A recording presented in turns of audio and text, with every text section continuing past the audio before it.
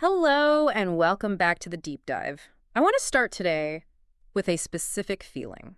I think it's something every single person listening has felt, whether they're running a multinational corporation or, just trying to manage a household budget. Hmm. It's that physical sensation of rowing a boat.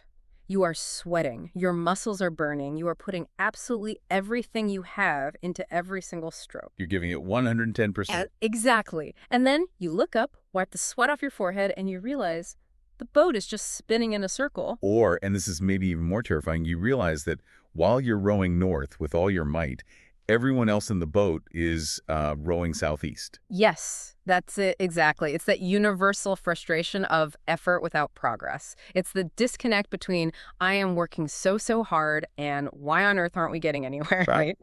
And today we are diving into a topic that, well, it claims to be the solution to that specific nightmare. We are talking about business performance management. Which, I'll be the first to admit, is a phrase that sounds like it was designed by a committee to put insomniacs to sleep. It really does.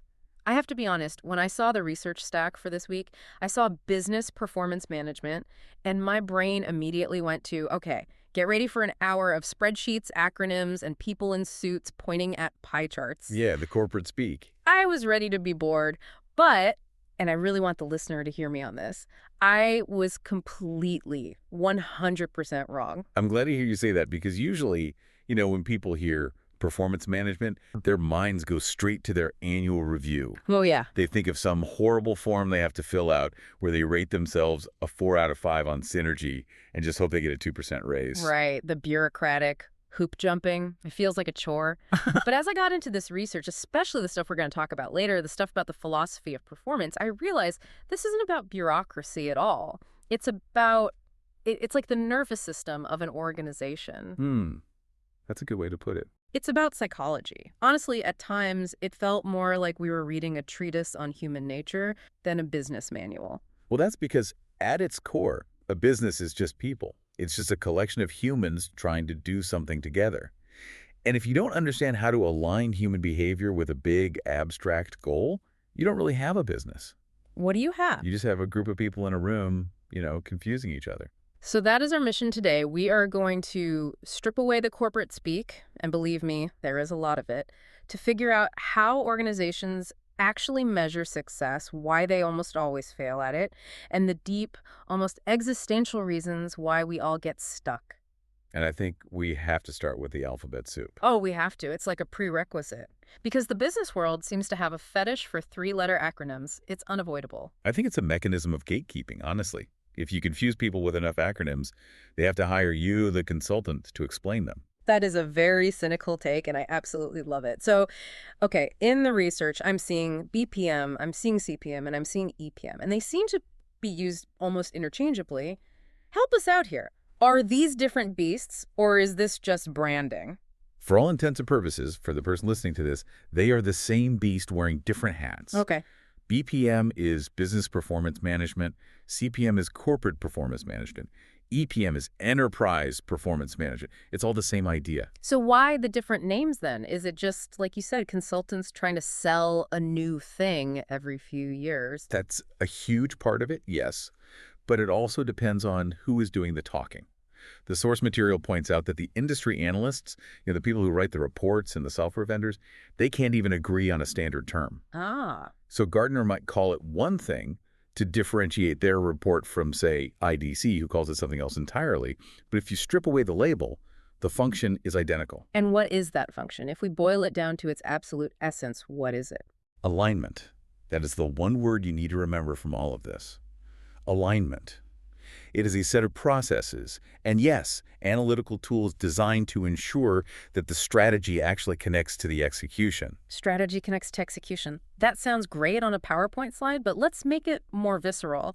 You used an analogy in our pre-show chat about the human body that I thought was perfect for this. Right. Think of an organization, any organization, like a human body.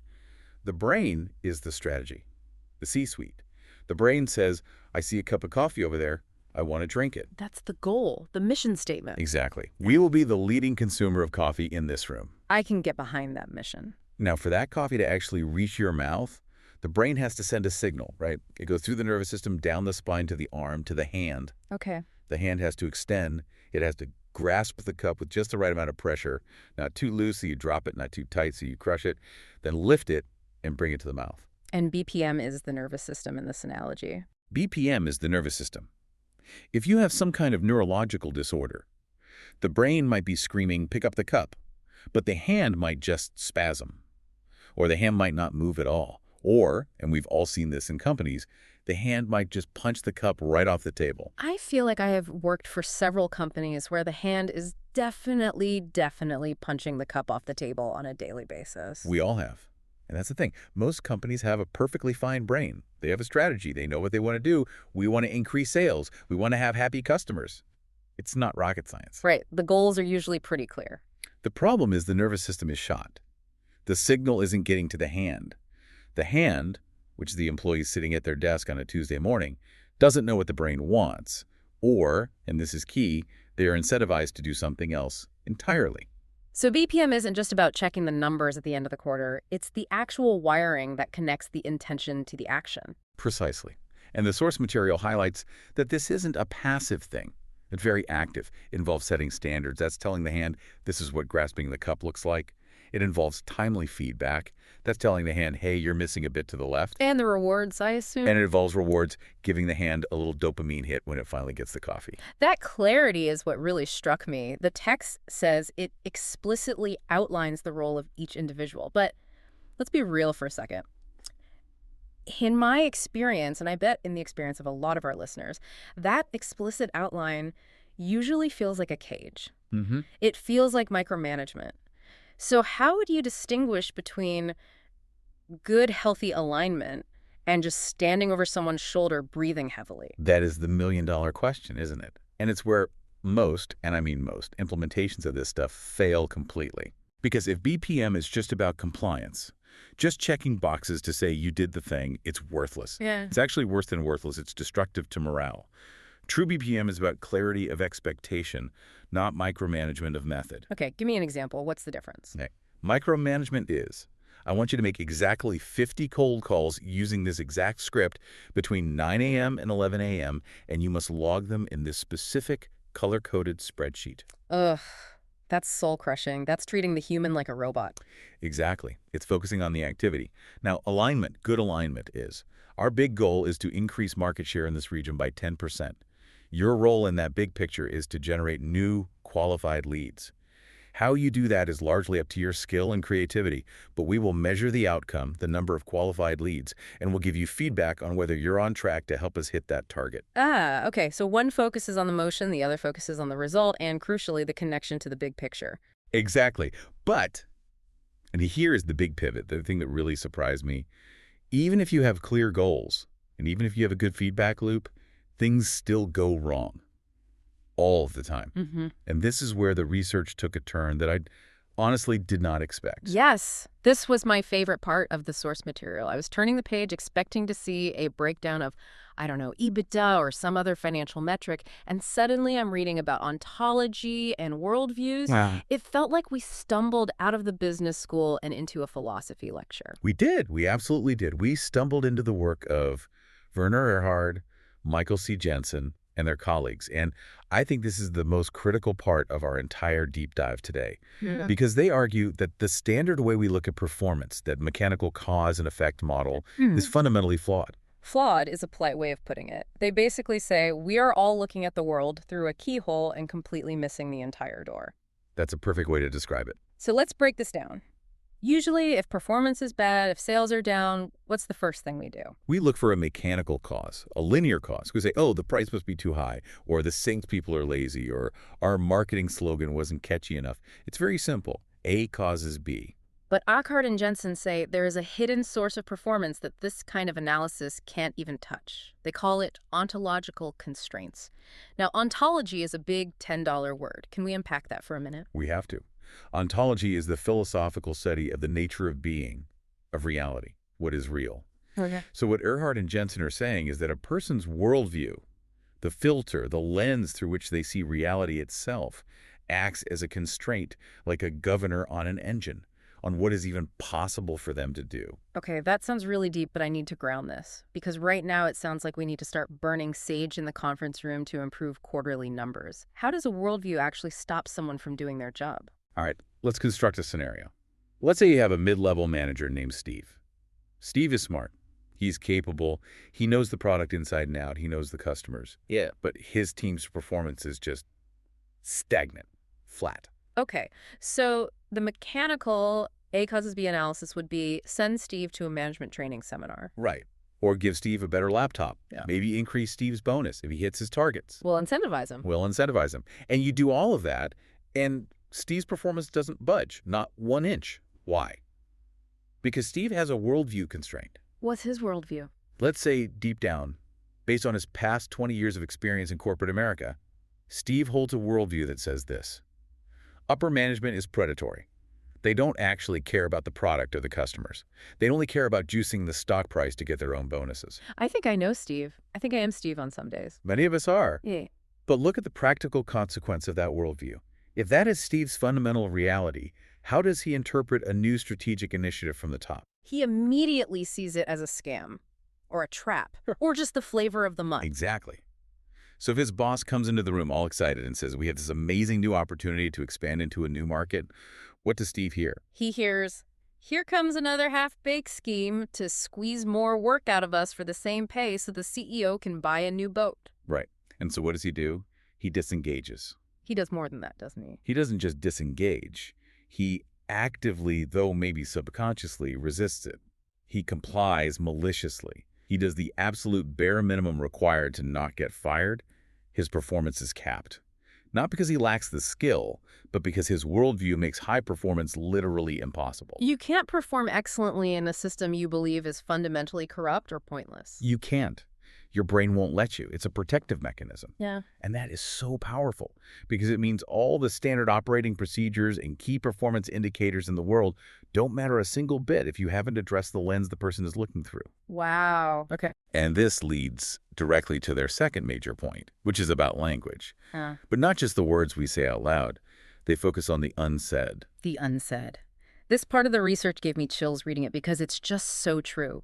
It's the conversation that happens with your eyes across the conference table. It's the meaning of the silence in the room after someone says something. It's the elephant in the room that everyone is quietly feeding peanuts to, but nobody will acknowledge is there. Yeah. Paint me a picture of the unsaid in action in a business setting. Okay. Imagine a big project launch meeting. The vice president is up at the front presenting a timeline that is obviously patently impossible. Mm-hmm. We are going to launch this fully integrated global platform in 3 months. Right. Everyone in that room is an expert. They are senior engineers, project managers. They all know, logically and with certainty, that this kind of project takes 6 months minimum. But nobody says it. Nobody says a word. Maybe because they're afraid of the VP. Maybe because the last guy who spoke up and pointed out reality got sidelined. So what do?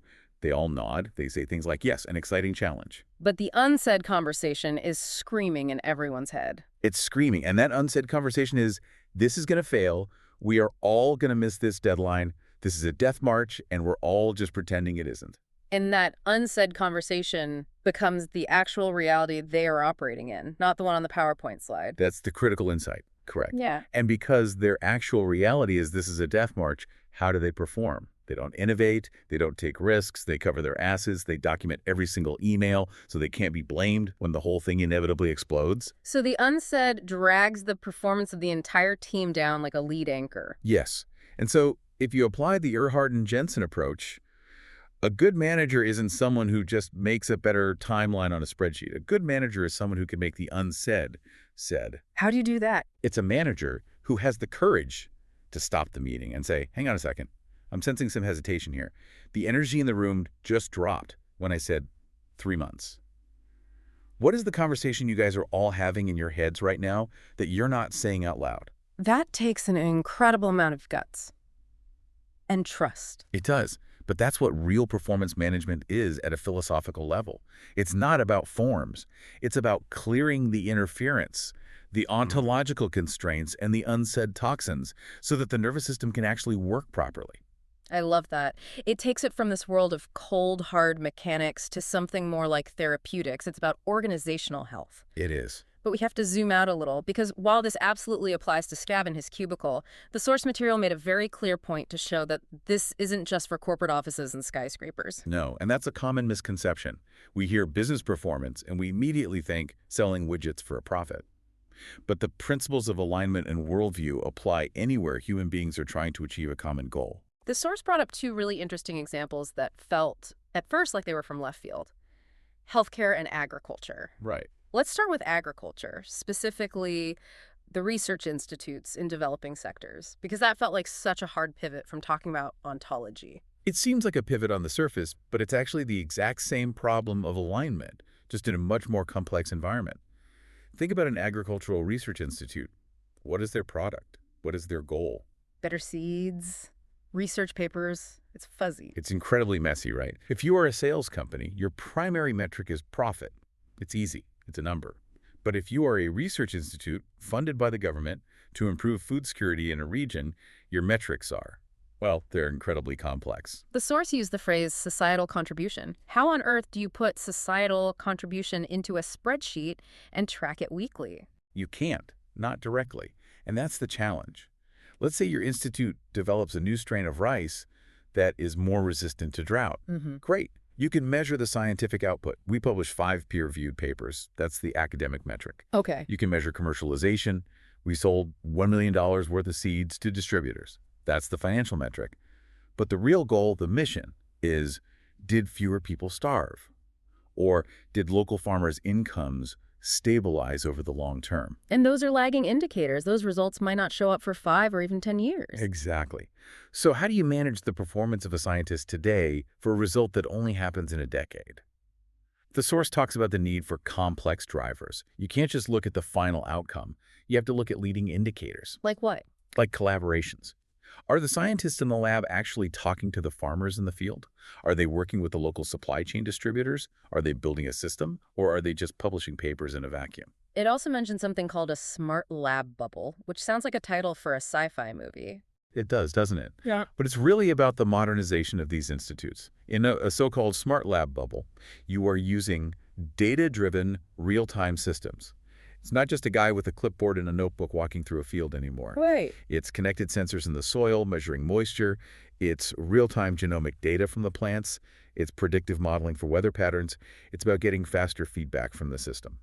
So even in the dirt, literally in the field, BPM is there. It's just using different sensors and a different timeline. That's it, exactly.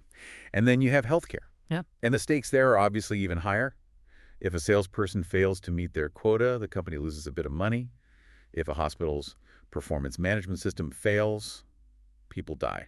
The alignment there has to be absolute. There's no room for error. And yet, it's one of the hardest places to implement it correctly. Because of the tension between the individual and the system. A surgeon, for instance, might be performing perfectly. The surgery itself is a technical success. But if the post-op nursing care is understaffed because of budget cuts, and the patient gets a preventable infection and dies, was the outcome a success or a failure? It was a follower of the system. It was a failure of the system. Yeah. And that brings us right to the team dynamic. Because whether it's a surgical team in a hospital or a sales team on a floor, you are rarely, if ever, working alone. And the research had a very specific and stark warning about what it called the teamwork paradox. The paradox is this. You want the team to win. That's the goal. But most performance management systems that we see in the wild are designed to judge and rank the individual. We've all seen this. The most famous or infamous example is stack ranking or the vitality curve. Yeah, that was Jack Welch at GE, right? He made it famous. The rank and yank. The idea is you rank all your employees on a curve from 1 to 100. The top 20% get a big bonus. The middle 70% are fine, and the bottom 10% get fired. Every year. And on paper, to a certain type of cold-hearted, rational economist, that makes a kind of brutal sense. Survival of the fittest. You cull the weak members of the herd, and the herd gets stronger. But human beings aren't wildebeest. We are complex social creatures driven by emotion and psychology.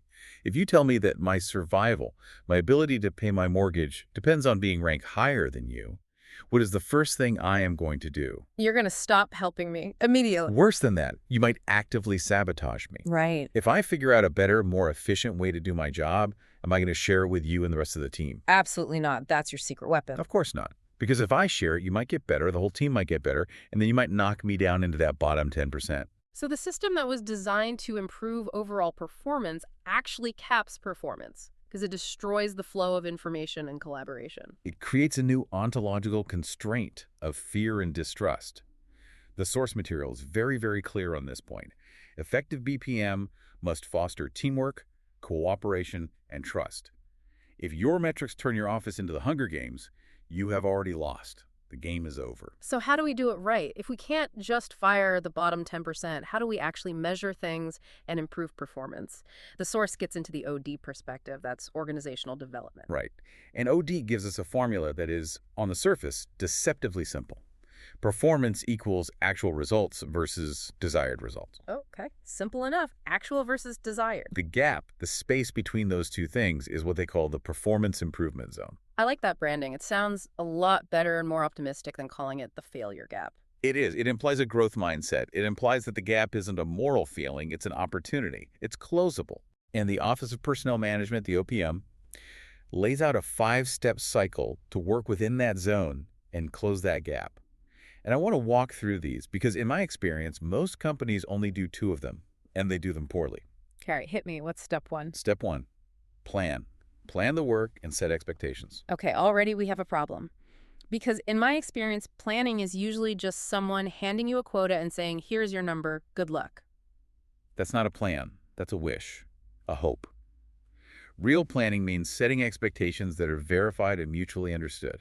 Does the employee actually understand how their work contributes to the goal? Do they have the resources they need? Is the goal even realistic? That's planning. Okay, that makes sense. What's step 2? Monitor. And this doesn't mean spying on your employees with keystroke loggers.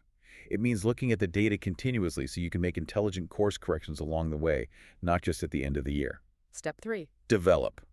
This is the one that gets skipped the most, almost always. Explain what you mean by develop. Okay, so you've planned and you're monitoring. You see a gap opening up. You see Steve's falling behind on his target. The default corporate reaction is to put Steve on a performance improvement plan, which is just code for we're about to fire you. Right. It's a punitive step. It is. The develop step says your first job isn't to yell at Steve, it's to develop Steve. It's to sit down with him and say, hey, I see a gap here. Let's figure this out together. Do you need more training? Do you need a mentor? Is there a bureaucratic blockage that I, as your manager, can remove for you? It's taking shared responsibility for the employee's capacity. That requires a manager who actually wants to manage and lead people, not just someone who is good at filling out spreadsheets. That is the whole ballgame, correct. After that, step 4 is rate the actual formal evaluation, and step 5 is reward. Now, on the reward side and the rate side, we need metrics. We need something to measure. And the source cites a really useful study by Richard and his colleagues that outlines 3 key pillars of organizational performance.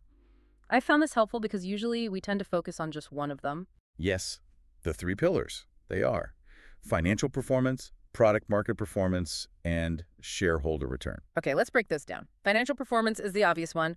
Profit, return on investment, that kind of thing. Right. Simple question.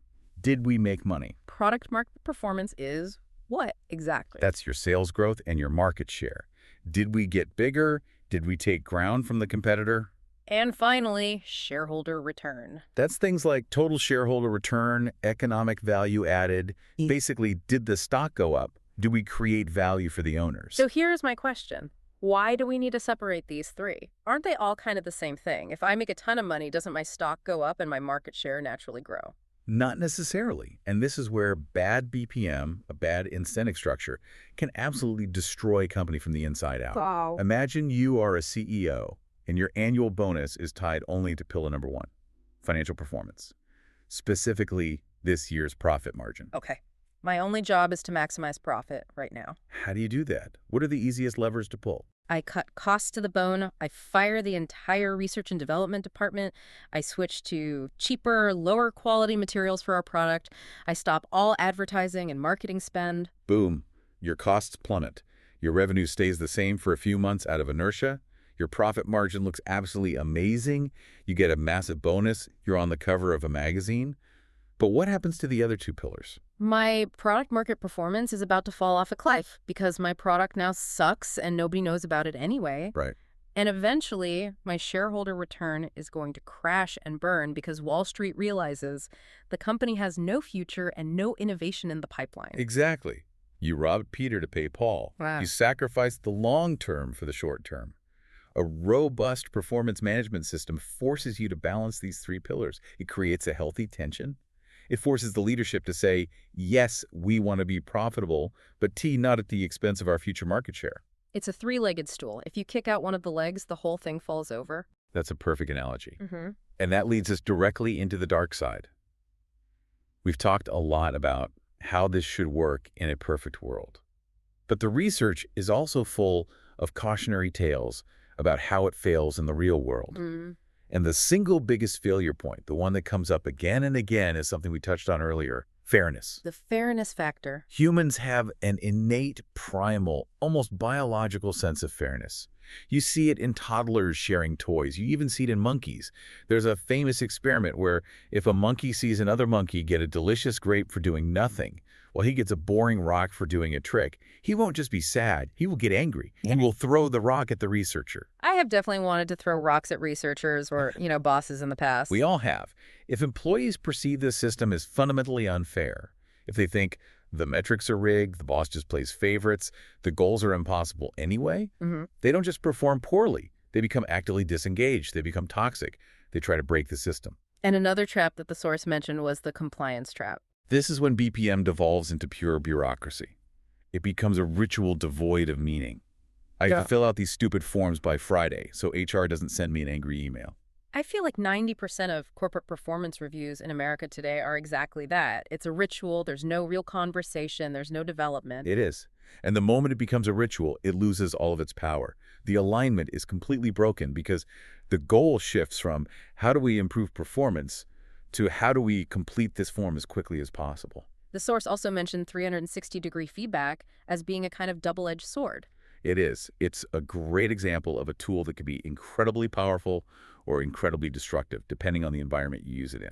So the idea is good, right? Getting feedback not just from your boss, but from your peers and the people who report to you, it gives a full 360-degree picture. Theoretically, it's fantastic.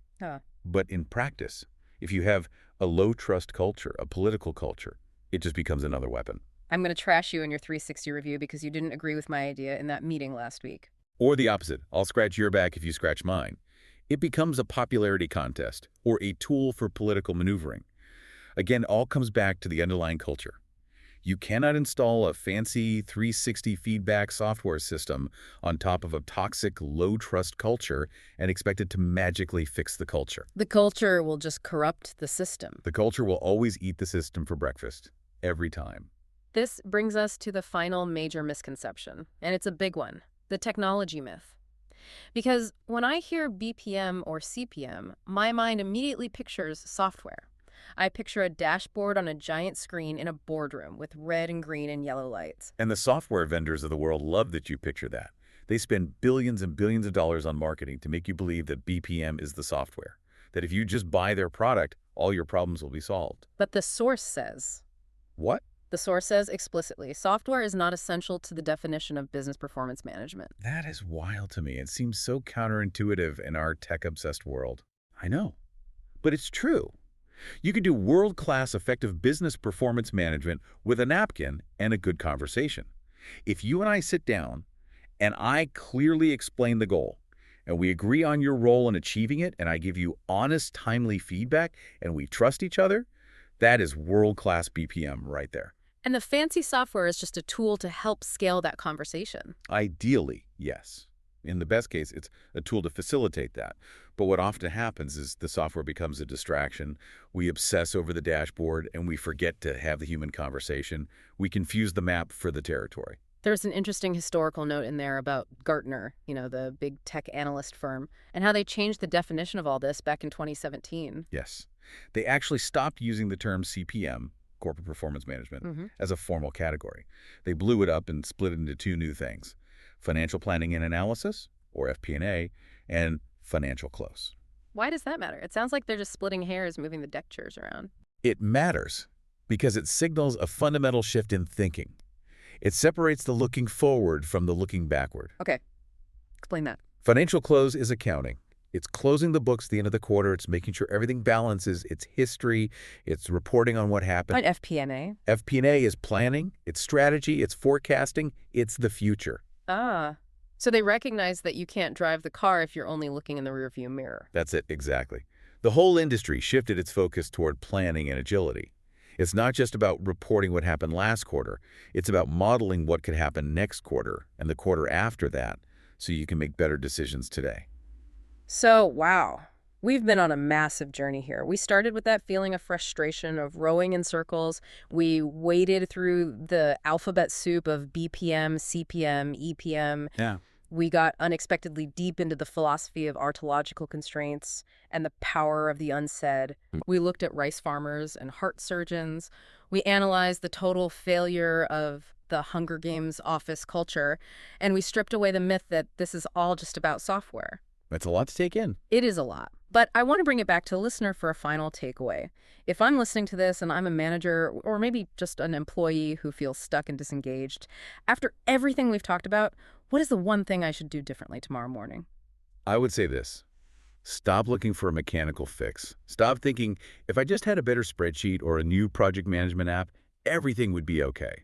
Look at the clarity and the psychology of the situation instead. Ask the hard questions. Ask the really hard questions. Ask, do we as a team actually agree on what winning looks like? And more importantly, if you feel stuck, look for the constraint. The worldview constraint. Yes.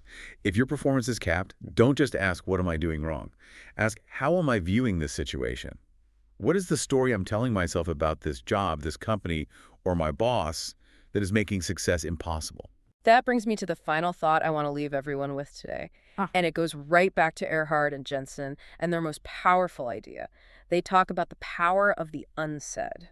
Here's where it gets really interesting for some self-reflection. We all have them. We all have these conversations running constantly in our heads that we never, ever speak out loud. I'm not good enough for this role. My boss secretly hates me. This entire project is doomed to fail. And whether you're aware of it or not, those unsaid conversations are running your life. So the provocative thought for the day is this. What is the unsaid conversation that is currently putting a ceiling on your potential?